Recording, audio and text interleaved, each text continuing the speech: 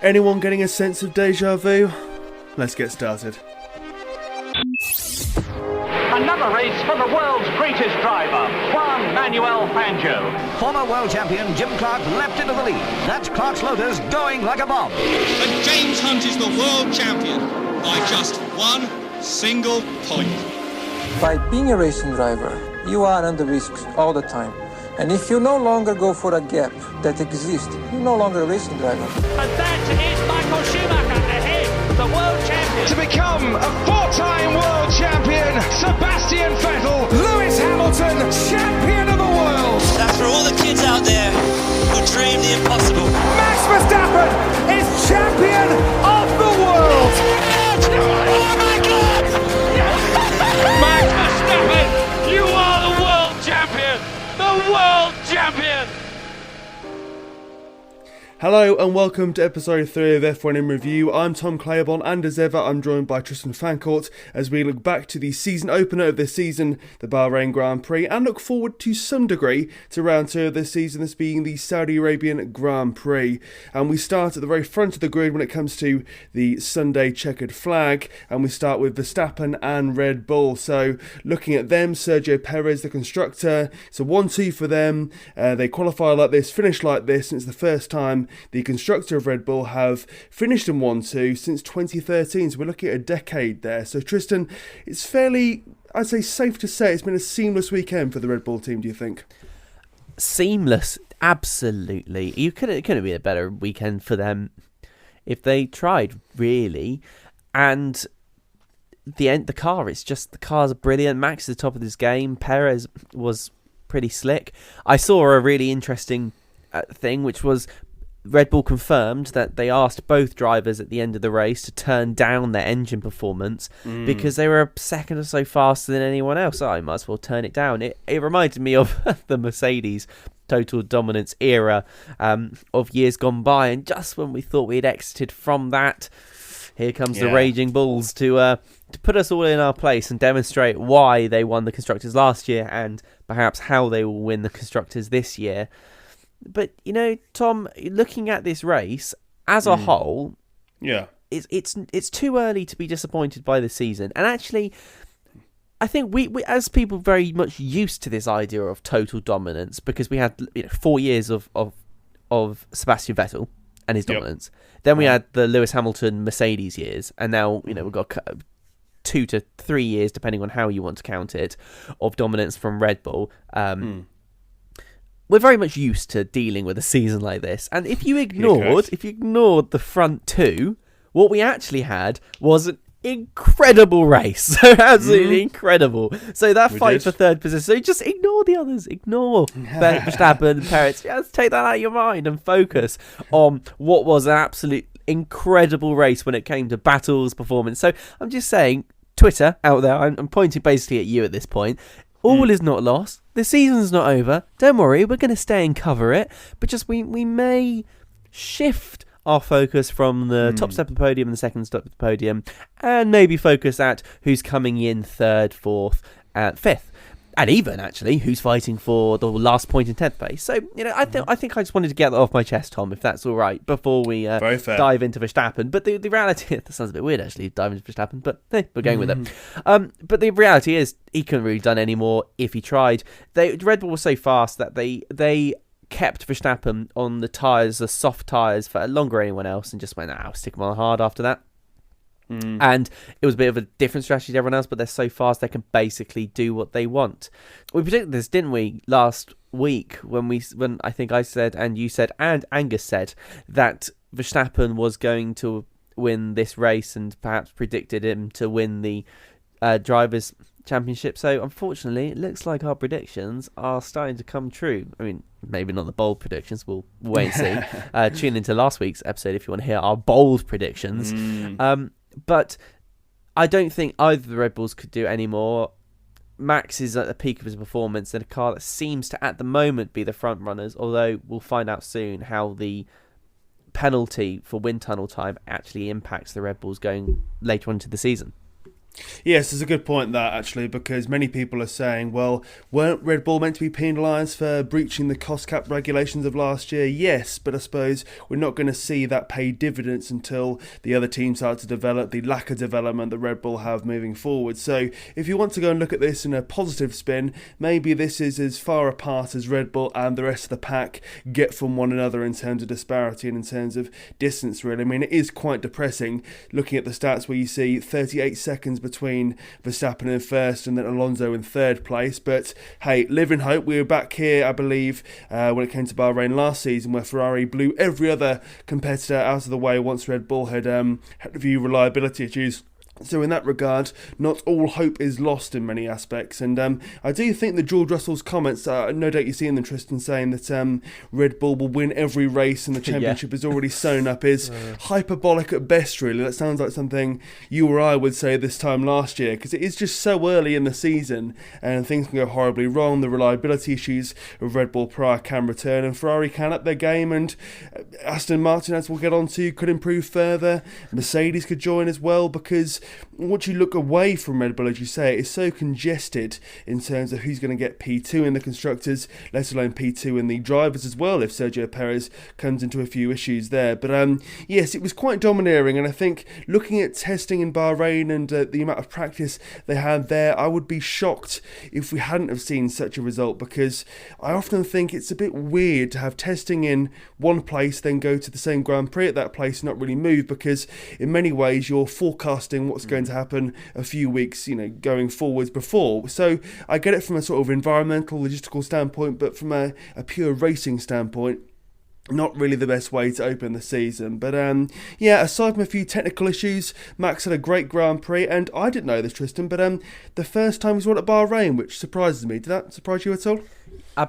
Yeah, I didn't know that either. And looking back, you see how unfortunate it is that they didn't win last year. So it's always been something of a problem track for Max, and clearly they got over that this time.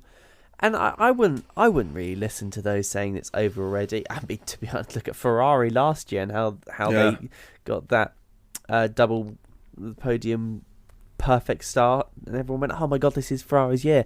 Now clearly there are some differences. Red Bull tries less to sabotage itself than Ferrari does. but I think we can start calling it, if there's 23 tracks to this season, 23 races in total, plus the sprints. I would say that if Max wins 8 back-to-back, then we can start getting a better picture of whether or not it's just going to be a ridiculously dominant season for Red Bull. But we will see the penalty bite a little bit more.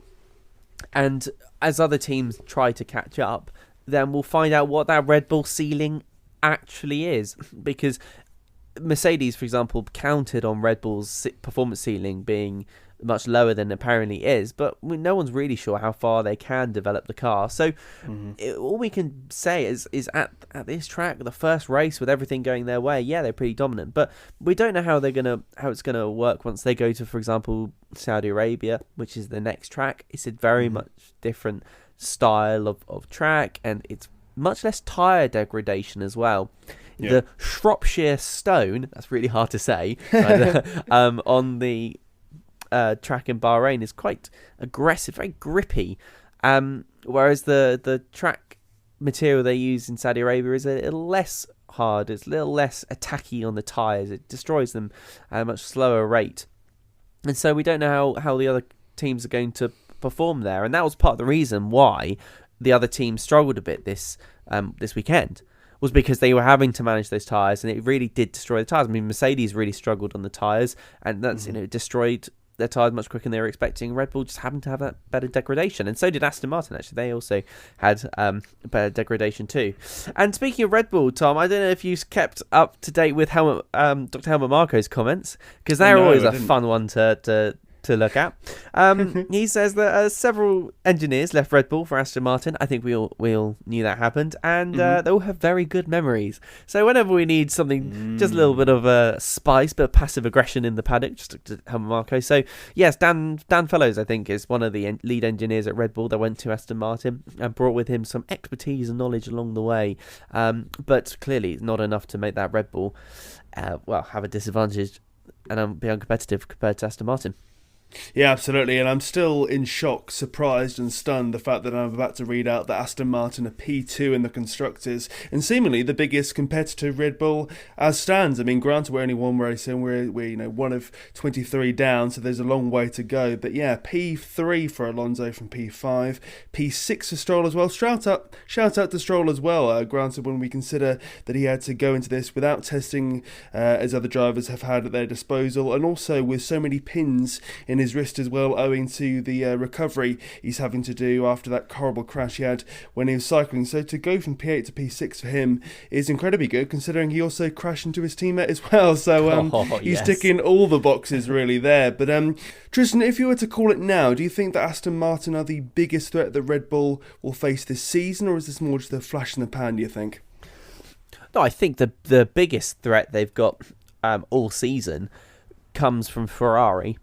Because Ferrari were, I think, in a better position to challenge for third place. And it was unfortunate that Leclerc's engine decided it didn't fancy making it to the end.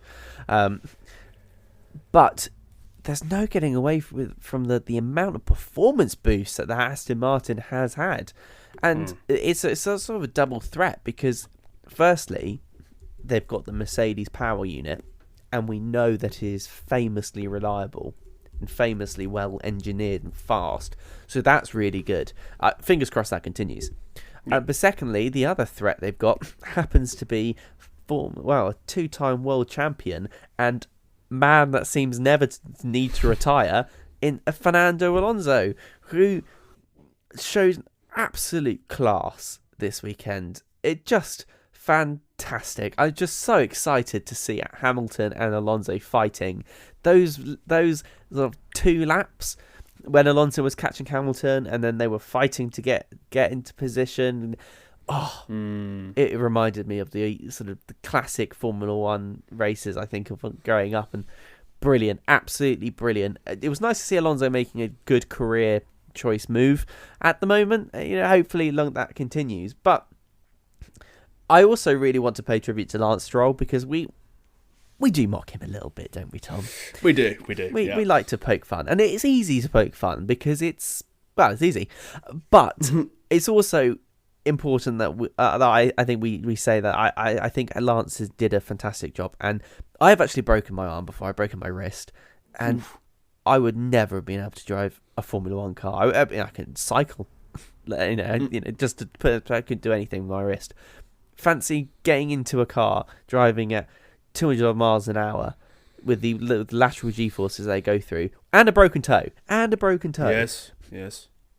And managing to pump out a 6th place. Alonso called him his hero, and to be honest, I think we all need a little bit of Lance Stroll in us, because apparently he has the grit and determination that he needs. And yes, I mean, I think we're talking about a very, very different Lance Stroll to the Stroll that came into the sport. Because when he did come into a sport, he was a bit of a meme. And he did kind of represent everything that was wrong with that period of Formula One, when it was entirely about money and less about talent. And it was very frustrating to us fans.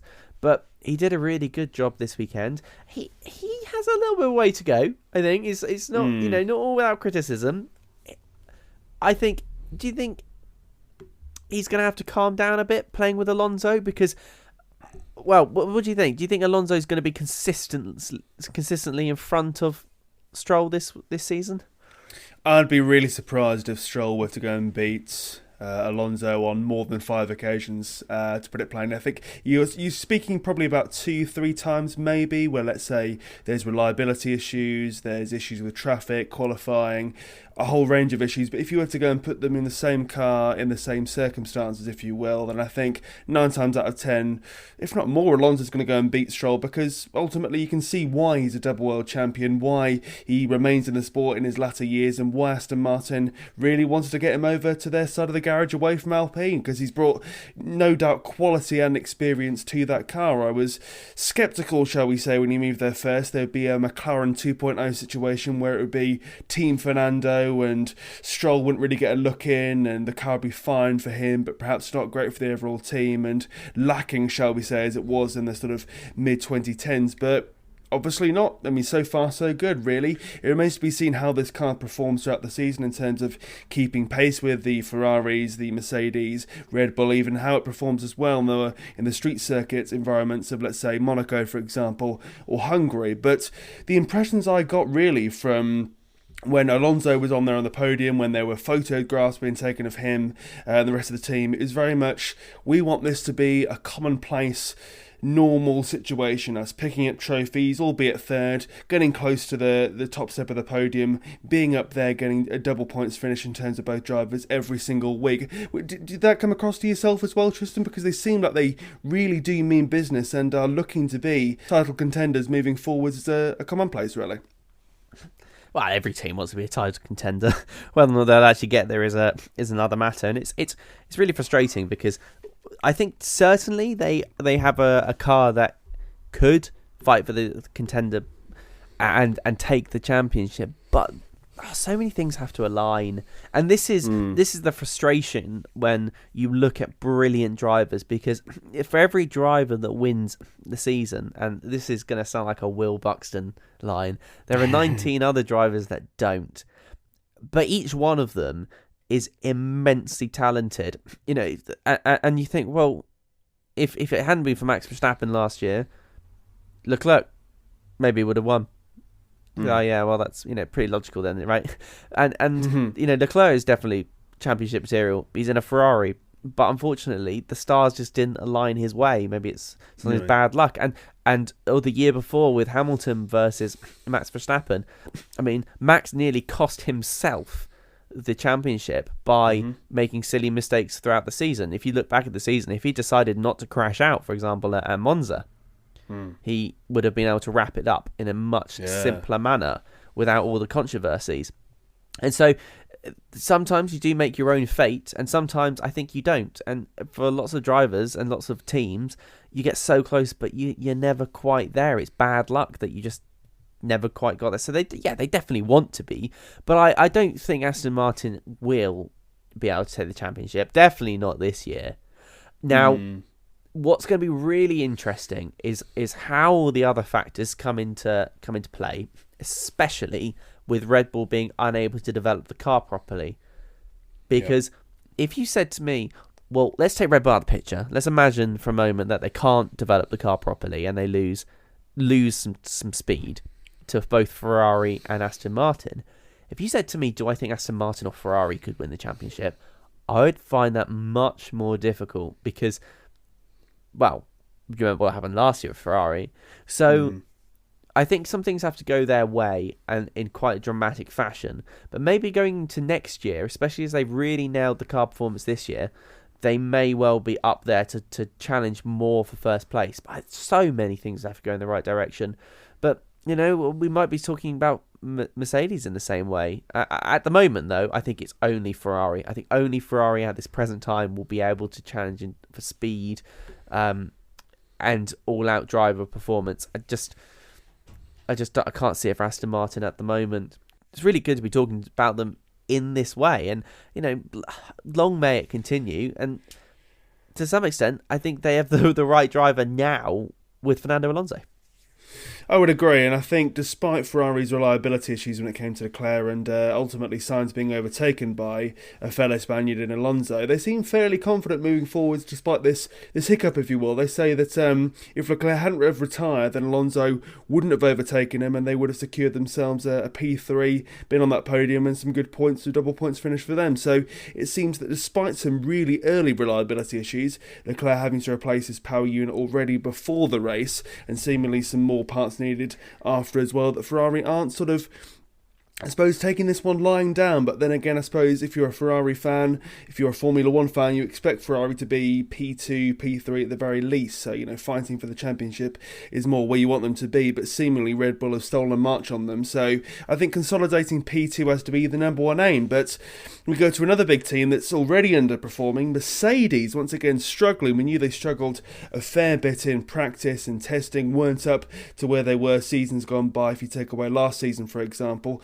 weren't living up to, let's say, the Brazilian Grand Prix or the British Grand Prix of last season, where they're fighting at the top. And seemingly now they're fighting for P3 in the Constructors. And Toto Wolff saying the no pods design is basically for the birds and a plan B's needed. Our thoughts on that, Tristan?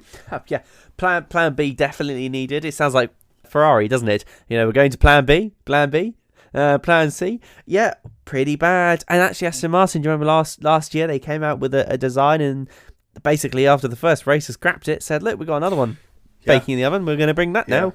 And Toto Wolff admitted as much this weekend. He said, there was not a single positive thing we can take from this race. We're lacking pace. The drivers have to push, and that's hurting the tyres. Red Bull is on another planet. Aston Martin has the second quickest car. It was a real wake-up call for us. Another quote from Toto Wolff was, and this is a real backhanded compliment, but Red Bull was half the car of us and half a second quicker, which I was like, oh, that's really savage. But also, yeah. Maybe it's true. So yeah, total redesign of the car. What they'll go to, I'm not sure, and how they're going to actually fit that into their development program. Again, only Mercedes can tell us that, but that's going to be a radical change. I don't need. Do you think they have enough wind tunnel time that they could actually do that, or do you think they're just going to basically copy an Aston Martin in a turn of complete irony? Yeah, I think it's something not too dissimilar to that. I can see that they can put sort of tweaks around the edges, if you will, to their current design and do something like that, but I fail to see how they can literally bring a brand new car out early on in the season. If they were to go and do it after the summer break, that's far more plausible, because you've obviously got that huge gap, and I suppose the 2-week gap we have between now and Saudi Arabia is helpful in that regard, but I'm very doubtful to see if they can do some serious upgrades to that car. I know that there was rumours of some being ready for Imola with their current no-pods design, but Toto Wolff saying, no, ignore that, we need a complete overhaul, start from scratch, if you will, with this car. So I think it's going to be a bit of a, taking inspiration from others type situation for Mercedes, which, if you were to say that to me, let's say a season, 2 seasons, 3 seasons, 4 seasons ago, I'd say, no, there is no way in this world that Mercedes have got it so wrong twice and are now saying, let's go and bin this off and go to plan B so well. It seems like panic's almost setting in incredibly early with Mercedes, and I look at this car and I sort of think,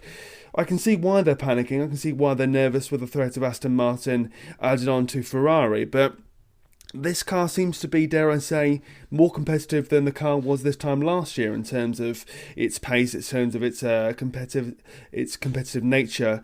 But seemingly, no, Toto Wolff isn't happy. And I do feel for Hamilton now, because I don't feel for him that much. He's a 7-time world champion, but he's done very well. He has done very well. He's not exactly the most unlucky man in Formula 1. But moving forwards, if he is going to get that 8th world championship, he is very much at the mercy of his once formidable team, in my view, because, dare I say, once again, they've let him down. How many years does he have left at the top of his game with a team pulling in the right direction of him? Do you fear for Hamilton as well? Do you think another season down the drain, if you will, fighting for the various championships, if you will, seemingly very early doors, is going to go and mean that, well, an 8th championship officially is more unlikely now than it was, let's say, 2 seasons gone by? Well, he's 38, and look, let's benchmark it against Alonso, and Alonso is now, I think by every metric, this is what I heard, every metric, the most experienced driver ever in Formula 1. Which is a pretty impressive stat. I mean, that's all, length of time metrics. So, and I saw the F1's official posts from this weekend with them all holding up like first day at school cards. And it was like, hello, I'm Fernando Alonso, and this is my 22nd season of Formula 1, which is absolutely nuts. 22nd. I mean, blimey, I'm only 25. So he's been in the sport almost my entire life, which is absolutely nuts. And mine, yeah. Yeah, absolutely ridiculous. So I think Hamilton knows that he can stay in the sport as long as he feels comfortable being there. Mercedes aren't going to get rid of him, because even if Russell starts exceeding Hamilton's performance, Hamilton holds his own to everybody. And that's just a fact. And even if you're not a fan of Hamilton, I think you have to concede that the talent that we see from Hamilton in his racing racecraft, his ability to think not only what he's doing but what everyone else is doing around him, his feedback on the car as well. And also, let's not face it, brings in money. That's something that Mercedes will value way more than anything else, and rookies won't really bring that in. And so I think he will be in Mercedes as long as he wants to be. I don't know how many more chances he will give it to win the World Championship, especially after the 2021 season felt, I think, for him was so disheartening. And it will hurt even more because that was the last time Mercedes were competitive for the Drivers' Championship, and they won the Constructors' Championship. And so there's always going to be that blanket feeling, which is, this was rigged against me. And everyone would feel like that. I would feel like that, Tom. If that happened to me, I feel like this is rigged against me. Then, just they made the wrong choices. And yes, fine, Michael Massey, the race director, did end up being removed from the sport, but that's not retribution, really. Let's face it, for Hamilton. No. That's just a result. So I don't know how many years he'll give it, but I think he'll stay for a little bit longer. George Russell's an interesting thing though as well, because he's completely committed to Mercedes at this point. How long do you think he'll give it? And also, why did both drivers stick with it and not make it more vocal that fundamentally the car last year wasn't good and maybe isn't going to be good this year? I struggle to see why Mercedes stuck with the same poor design 2 years in a row. Agreed, yeah. There was no doubt that the no-pods design, if you will, did show some green shoots moving forward to the end of last season, but was that enough to really convince them it was worth another go from the get-go when everyone else was doing, well, basically the opposite? I'm not convinced, no, and I do feel for George Russell as well, because he's finally got himself a seat at the Mercedes garage, if you will, one of the top teams, a chance to go and fight for a championship in the near future and also for a Constructors, and that's seemingly, dare I say, not going to happen anytime soon, because they seem to me, Mercedes, a team to be kind of in the wilderness now, to go and make themselves do the same mistake twice, 2 seasons in a row, I think is... It's borderline unforgivable, really, for a top team. And to go and see someone like Aston Martin, who, let's be fair to themselves, they are related to Mercedes. They are, dare I say, were at least a junior team to some degree in terms of Mercedes powering them and the relationship they had there. Now they've jumped them, and they've done so by just hiring in, I say just, but by hiring in Fernando Alonso and by doing a bit of a shake-up in the paddock as well. They've lost James Vowles, he's gone over to Williams, so it seems the golden era for Mercedes is coming to an end, and I am concerned about the sort of, dare I say, decadence which is setting in, really. Why no one sort of rung the alarm bells in the very early days saying this is not good enough, this is not what we should be doing, and we need to go and do something different, because all the right noises were coming out of that same garage when things were going horribly wrong in their sort of mid part of last season. So I don't understand why they were quietened down or weren't so vocal, should I say, when it came to the most important part of the season, that being designing a car, because anyone who watches Drive to Survive will know quite clearly from the dialogue there that 9/10 of it is the car you make, and I think the Mercedes have really missed a beat there, and they're now fighting for 3rd place, could be 4th place, which is a step back really from last year, but owing to, shall we say, Red Bull doing so well from the get-go, Aston Martin coming into it, and Ferrari holding their own. So a lot of question marks, I'd say, personally. What about you? Do you concur with that? Yeah, I do, and this was a worse start to the season than last year. And last year, we were all sitting here thinking, "Oh, this is a pretty terrible start for Mercedes." I said, I'm not an engineer, and definitely not an aero engineer either. But I just can't help but think they missed a mark when it came to the critical analysis of their performance. And I know that from interviews we've had with Toto and the other team members and some of the engineers, they all believed that the no pods design had a higher threshold in terms of performance. But there's always that thing, right? So when you walk out somewhere, let's say you go to a party and you turn up and you're the only one dressed in a suit, and everyone else around you is dressed up as like characters from films and TV. You look at it and you think, oh, fancy dress. right? You think, I stick out a bit here. Maybe something's not right. And there's always this little niggling feeling. We're really good at that, humans. We're really good at that uncanny valley. Things don't feel right. And it's like Mercedes had that alarm bell, as you said. Thought, blimey, something's not right here. No one else has done the no-pod design. And instead of looking at it critically and thinking, well, we've had a bad season of this, maybe it's not the way forward, I feel like they ignored it because they are so used to thinking outside the box and getting it so right. And there is a naivety that comes with that. They've had some incredible innovations, but not every innovation will be a winner. And for every 3 or 4 or 5 maybe you stick on the car that'll do something good, another one may not help you at all. And I just think they may have overcommitted. At least Aston Martin last year had the sense to scrap their design pretty early on and keep going. But as you say, it's maybe it just can't work. And the other thing is, these aerodynamic concepts may work really well when it's computer modeled, or it may work really well simulated. But when it's you're in real conditions, when the track is at weird temperatures, when you have winds coming in that you just never really expected, when you have a combination of factors you never quite expected, when you're running behind a car which has a different aero package to you, or even when humans are trying to control it, you never quite know whether or not it's going to be as good as you expect. And we know this is true because do you remember the Singapore lap qualifying when Lewis Hamilton got a faster lap than Mercedes thought was theoretically possible? Yes, right? Yeah, I do remember that. Well, that's the opposite in a great way. They simulated the car. It was 2018, 2019. Said, oh yeah, we think you can get X time, and Hamilton beat it. Well, maybe it's gone the other way this time. They've simulated it, and fundamentally, the drivers can't drive it. I'd agree, and it doesn't get much better really for another Mercedes team, McLaren. Oh dear, 5 stops to Lando Norris, P17 for him, a DNF for Piastri. It seems, Tristan, that all the alarm bells, shall we say, from testing, from practice, and really the start of the season are ringing true for this team. Yeah.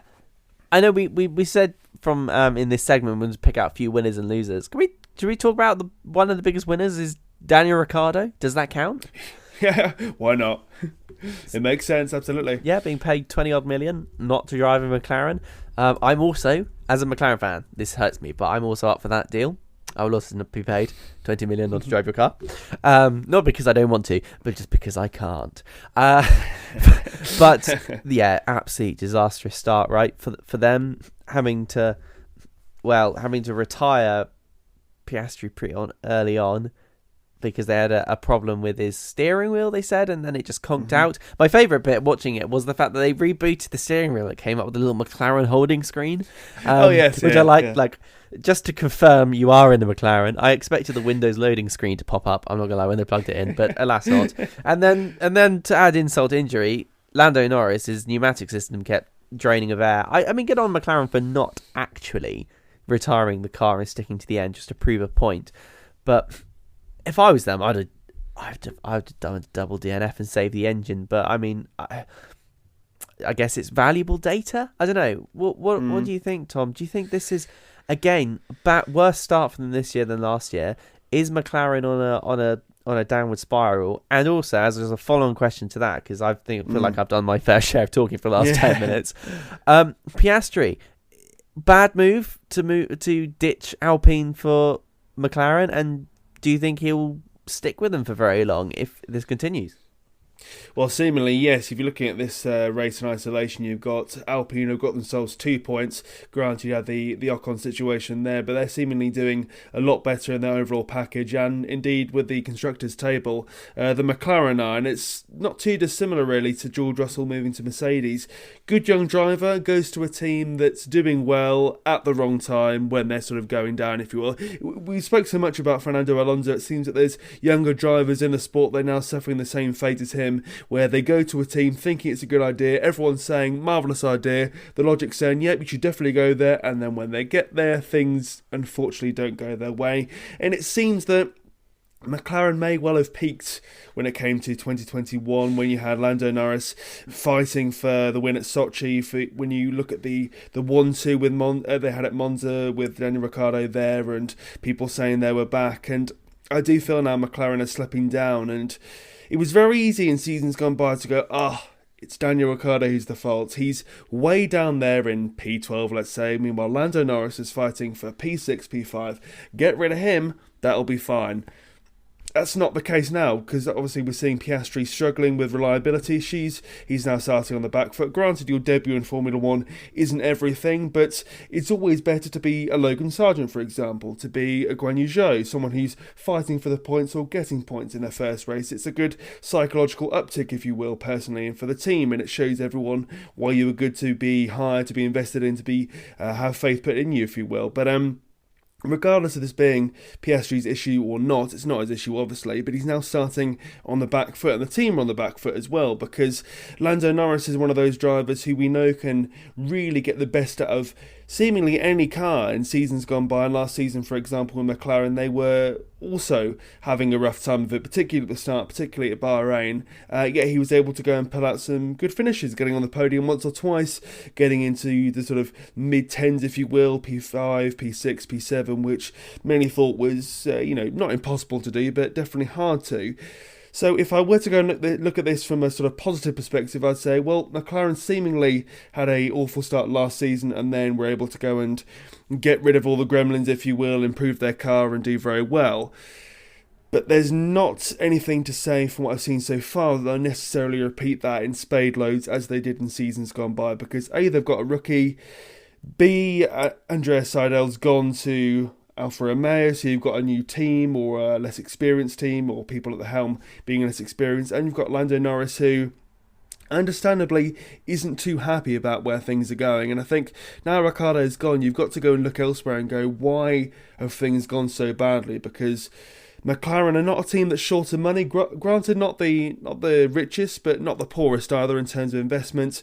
They've put a lot of money into their drivers, into design, into new headquarters. And when you look at how well that Aston Martin are doing compared to the downward spiral McLaren seem to be on, you've got to go and point figures somewhere, higher up the hierarchy of the food chain, if you will, and go to someone like Zach Brown and go, what is going on? Why weren't we able to go and hit the basic deadlines to start with in terms of engineering, in terms of making the overall package? And why are we going seemingly down when there doesn't seem to be a reason for that to happen? So I'm disappointed in McLaren. I think it's going to be a very, very turbulent season for them. They're going to be fighting down there with AlphaTauri and Williams, dare I say, and maybe even Alpine as well, but I think Alpine are too good for them. But it's going to be a rough season, I think. Do you concur, or can they also make a comeback?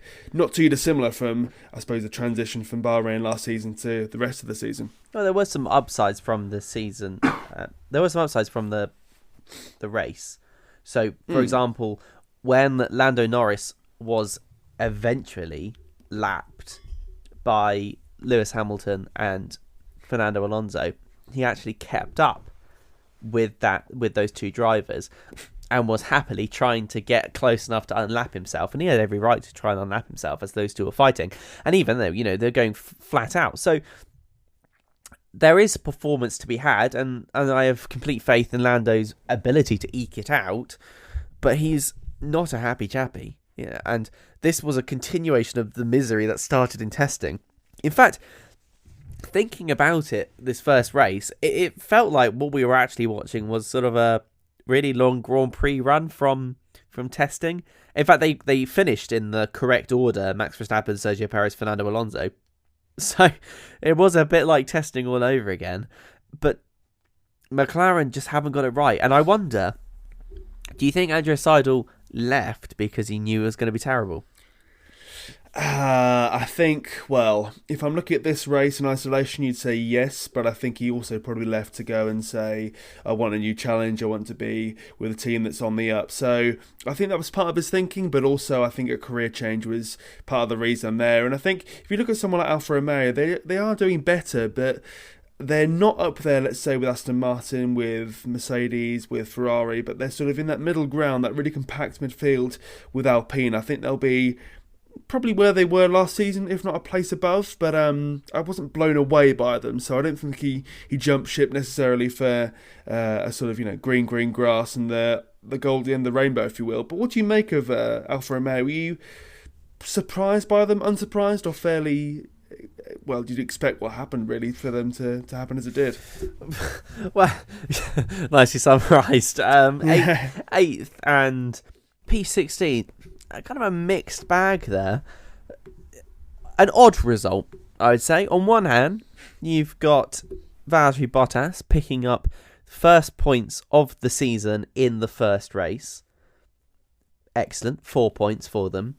On the other hand, you've got Alfa Romeo of Zhou Guanyu, and if I'm being brutally honest, I actually don't remember what really either of them did in the race. I remember watching Bottas lose out, have some places taken away from him, and he fought very hard,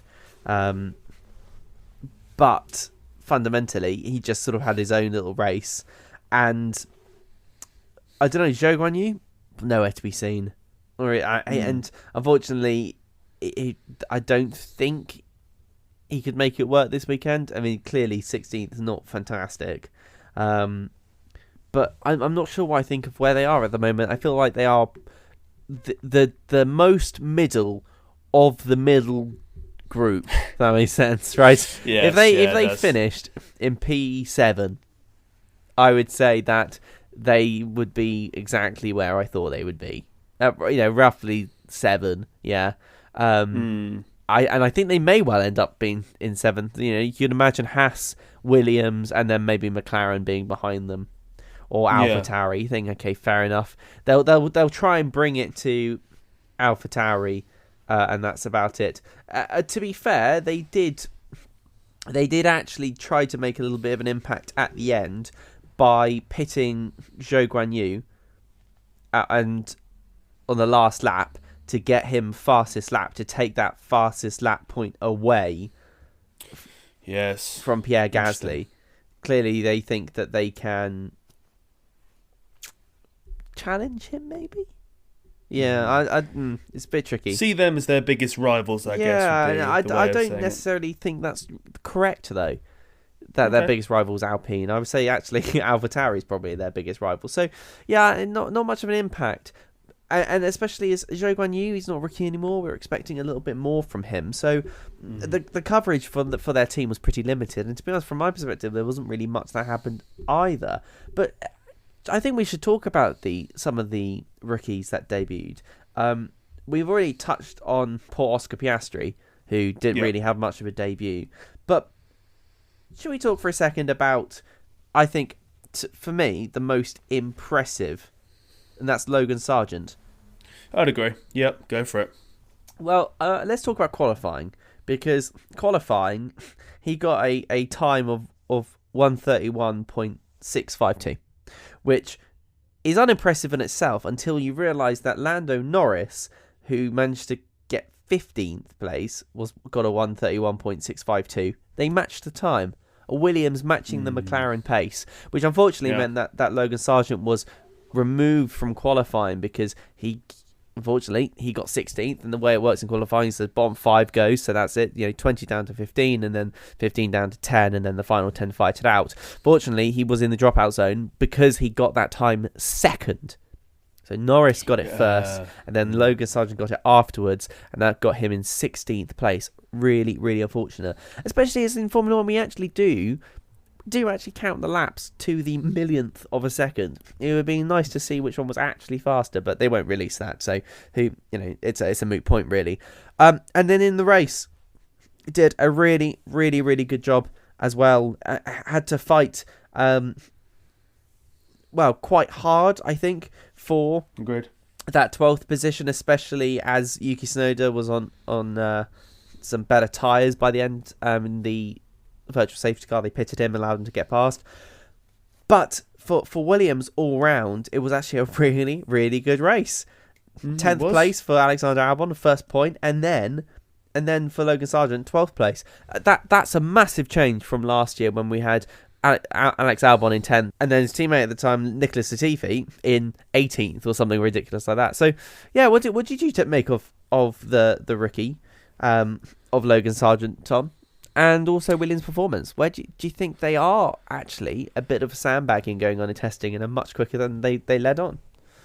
Well, all I'm going to say when it comes to Williams is your prediction of them finishing P7 in the Constructors and my defence of them when it came to testing is sort of ringing true when you look at this race in isolation, because I was very impressed by them on Saturday and Sunday. And granted, they come from a very low bar. I mean, P10, P9 for the last couple of seasons. You're not expecting a lot, and anything above that is seen as a great victory. But they were very good. I mean, it's unlike Williams to have two of their drivers, both drivers, getting so close to getting out of the first qualifying session, and as you say, only getting put back in there or getting dumped out for the first round, shall we say, owing to, let's say, one racer getting exactly the same time is a very well established and very good driver in Lando Norris. So very impressed with that. And then also at the race as well, P12 for Logan Sargent in that Williams car. That's a very impressive start or debut for him when it comes to Formula 1 in that car. And nice to see him so close to Alex Albon as well. He's seemingly keeping pace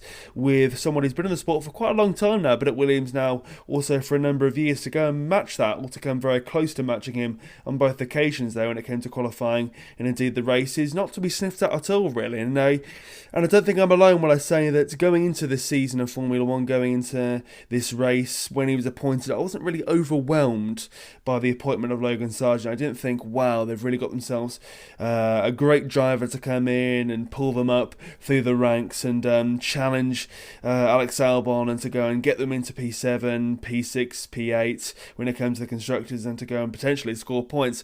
That didn't really cross my mind, but he's exceeding all expectations, beating Nick De Vries as well, is the other debutant who finished in the race in that part of the grid anyway. So I think, yeah, a lot of ticks going around Williams' names if I had a red pen we're marking the homework, if you will. It's a question now about whether they can go and repeat this and keep this going when it comes to the street circuits, the ones that aren't so sort of power heavy, if you will. But yeah, I think a lot of good things coming out of Williams. They surprised me the most, and surprised me in a very good way. But as we saw with Guan Yu Zhou, for example, just because you do well in the first race doesn't mean you necessarily do that well moving forwards, because it was he that scored his first ever points, P10, this time last year, and has gone on to have an okay career so far. But looking at this Bahrain Grand Prix in 2023, it's been underwhelming. So consistency is key, as is always the case really when it comes to many of these drivers. But in terms of bursting onto the scene, very impressed really. Did you think that Sargent was capable of P12, or like do you think that he was an addition but nothing more than that really to the grid? Well, remember last week I put Williams finishing 7th as my bold prediction. Now, of course, that still remains a bold prediction, and things have to go very much right for Williams to get 7th place, because they would have to overtake 3. But if we just dial that back a bit and we look at the alternatives, Haas maybe, that's another team they could beat. Yeah. AlphaTauri, I think they may be able to beat them too. So, 8th position. That could be quite a realistic target for Williams, especially as they've been on the bottom for so long now, and they just have not been able to make the progress. Maybe there was a bit of sandbagging. Maybe it was just the right conditions at the right time. The fact is, they demonstrated that both team cars could get close to points, and one of them in the points.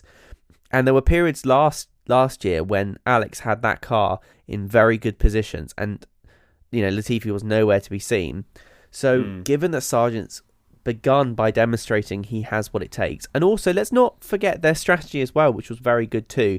It was a real good strategy they were on, soft hard, and that allowed them to get track position and to have a competitive pace, and that must be in part perhaps thanks to that they have now in their team principal good old James Vowles from Mercedes, and some expertise there. So there's a lot of knowledge sharing that's been going around at the moment in terms of the paddock, and perhaps Williams needed a little bit to go to them. And I think through good strategy and through some talent which Alex has, and it looks like Logan Sargent has too, they may be able to get into some good positions.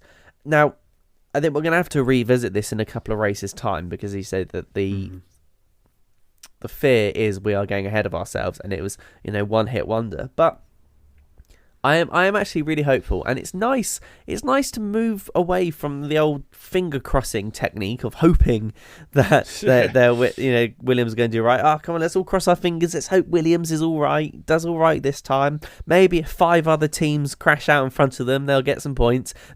That sort of horrendous sort of argument, and it just is a real pain. But let's imagine it rains. Obviously not in Saudi Arabia, but later on in the season, if it rains, I think that Williams could be really, really competitive. And these are the moments when I think also we may get an Aston Martin win if it rains, because we know they're quite bold. Mm-hmm. Well, same with Williams. Williams could get some serious points when those opportunities arise, and you can only get those massive, mega, once in a season opportunities if you're vaguely competitive. And it does sound to me like they are vaguely competitive, which is brilliant. Mm-hmm. It's absolutely, it's really, really nice to know. And I'm a McLaren fan first, but I'm a bit of a Williams fan second. And given that McLaren at the moment is very, very much not the team that they should be, it's nice to be rooting for a team that looks like it is, at least on the surface, on the way up. Yeah, it's crazy to think as well, they've already, in one race of 23, scored an 8th of last season's points. I mean, that is just mad, isn't it, really? For context, those who aren't great at maths, they scored 8 points last year, but very much driving with one driver with respect to Nicholas Latifi, really. It was Albon who was getting pretty much all of the points there when it came to the team and fighting for them as well. But as we say so often, to have 2 drivers who are competitive, to have a decent strategy, to go and have a team principal and team who are willing to think outside of the box, that is all we can hope for, really, for a team like Williams to go and drive themselves up, because they're not going to go and pull, let's say, 2 seconds out of thin air, are they, and then get up the grid and be able to go and challenge for, let's say, P6, P7, P8 on, let's say, talent alone. They need to go and have everything pulling in the right direction for them to go and do that. And seemingly, looking at this one race in isolation without getting ahead of ourselves, then they're going in that direction, which is so nice to see, harking back maybe to, let's think, sort of the mid-2010s when they were, granted, far better than they are now, but at least competitive, and had 2 drivers who could score points. So, good to see, really. And I echo your words there regarding Williams. I mean, I think any Brit that watches Formula 1 has always got a bit of a soft spot for Williams, a team that does things differently, and a team that, not a conglomerate, just a little family name. Well, they are now, really, aren't they? Because they're owned by Durrelson Capital, but, that's why we have a soft spot. Exactly. Think of them as the English Haas, if you will. But even though they're owned by a New York company, but there we go. But yes, very impressed with them, and I think they do look like they're going to go and potentially give a hard time to both Haas and AlphaTauri. I thought Haas were very impressive when it came to their qualifying, but when it came to their race pace, it was something different. But surprised nonetheless to go and see Nico Hülkenberg, the aged competitor, if you will, getting up there, and not Kevin Magnussen. Were you surprised by that, Tristan? Yes, definitely, absolutely. Afterwards, after qualifying, I had to go off and listen to some of the interviews with Magnussen to find out really what happened, because on one hand we had that incredible performance from Nico Hülkenberg, and I think also a little bit of out of nowhere. I know it might sound a bit diminishing of me to say out of nowhere, because he is talented Formula 1 driver, but it is his first qualifying in a very, very different car to the ones he had been used to driving, and to get P10 was a really, really fantastic qualifying for him, and one that Haas, I think, would have been absolutely satisfied with as well. Magnussen basically just said he said he had a bit of traffic in the last couple of corners. I looked back at the replay, couldn't really see any traffic. Not sure who was on about that. Everyone has traffic when they have a bad time. Why are you late for work today? Traffic. It sounded like that to me. And he said he just couldn't get the car going. So yeah, Magnussen was nowhere to be seen, really, which was a bit unusual for him. He said it's just all on him. He knows he needs to be better. It's Magnussen. I'm sure he will be. He had a great season last time. And absolutely brilliant from Magnussen. And then unfortunately in the race, it just didn't really go Haas's way. They just slipped backwards. Again, there wasn't all that much coverage of it during the race, because Haas just kept getting overtaken. And Kevin Magnussen ended up in the 13th place and Nico Hülkenberg in 15th. So that's a big drop. He didn't have a very good start, Hülkenberg. Just sort of slipped backwards. And then by the time everything is settled out, that was it. I don't think they. Obviously, it's not as good as the incredible beginning of last season, but No. I don't know. I don't know what to think of Haas at the moment. I think they've definitely got a bit of a way to get up to where they were last year, but again, there wasn't as much drama as there was last year. Last year there was safety cars. We had double DNF from Red Bull. We had people flying off and going left, right, and centre with the cars that were porpoising around. This is a very much more run of the mill beginning with. It's run of the mill Formula One because a Ferrari engine blew up. It's good to be back to Formula One. So yeah, not that much, not many changes really from what we'd expect from Haas. Right? If I said to you, Haas has finished in 13th or 15th, is that unexpected? No, probably go. That's not too bad actually. Yeah, okay, fair enough. Exactly. That would be the reaction really. I wouldn't think of them as points contenders, but then again I wouldn't think of them as fighting for the wooden spoon. So I think we're in for a not too dissimilar series or season as they did last year really, but remains to be seen. But I think before we go, I think I just wanted to ask you about a certain Esteban Ocon, because to me, go on then. Rounding off with I think the biggest loser of them all, because I think Ocon really made his own life much more difficult than it should have been. And I know you might be thinking, that's an interesting biggest loser. Surely that should go for Piastri or Norris. Well, perhaps. But I think the biggest loser is potential. I think that McLaren was never ever going to be in a really great position. Ocon, on the other hand, managed to give himself 3 penalties throughout the race. Just what happened, Tom? Really basic stuff, wasn't it? Speeding in the pit lane, team working too quickly on a part of the car before other penalties had been served, and then Ocon getting on the radio, getting very bratty and going, I've done this all my life in terms of Formula 1, why am I being penalised now? It's a bit like, well, I don't think that's true, is it really? Because if that were the case, you'd be having more penalties than anybody else ever in Formula 1 over your career and probably wouldn't be in it owing to that, really. So, a really disappointing one, because when you see how well Gasly did going from the back of the grid to P9, comparing that to what he did, if you're Team Alpine, you go, why? Why do we make such basic errors? We could have got ourselves a double points finish there. And look at how competitive the midfield is. You go, is that going back to bite us in the future? But I mean, it was humiliating, wasn't it? I think he's now equalled the unwanted record of most penalties in a single race, which was equalled by one past Maldonado. I think in 2015.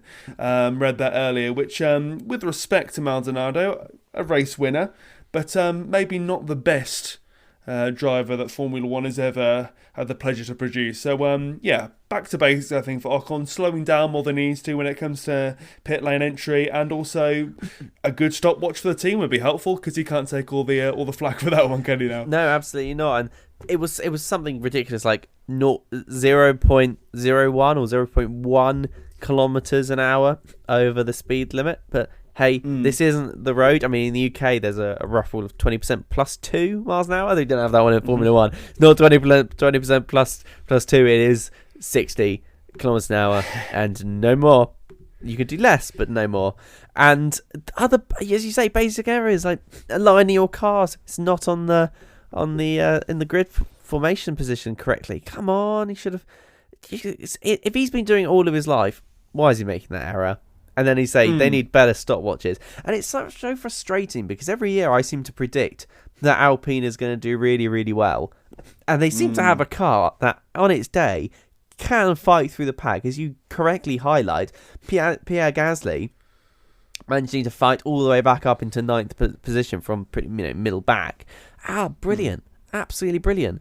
And Ocon was in the prime position to fight forward from his original start and do really well.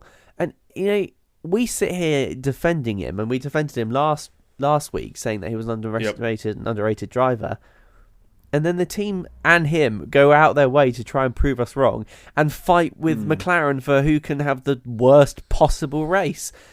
If it wasn't for Gasly, I think perhaps we would have said Alpine had the worst race in total, but I think the worst race for a team goes to McLaren. But certainly, I think the worst race for a driver goes to Ocon, because he made his own life really difficult. I just can't. This is the thing that prevents them from getting those big points and taking advantage of other misfortunes around them.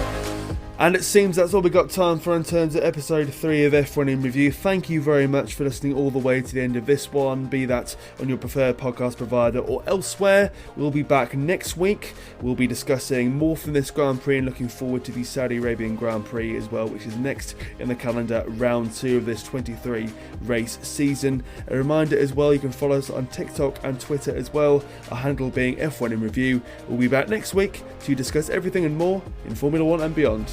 See you later.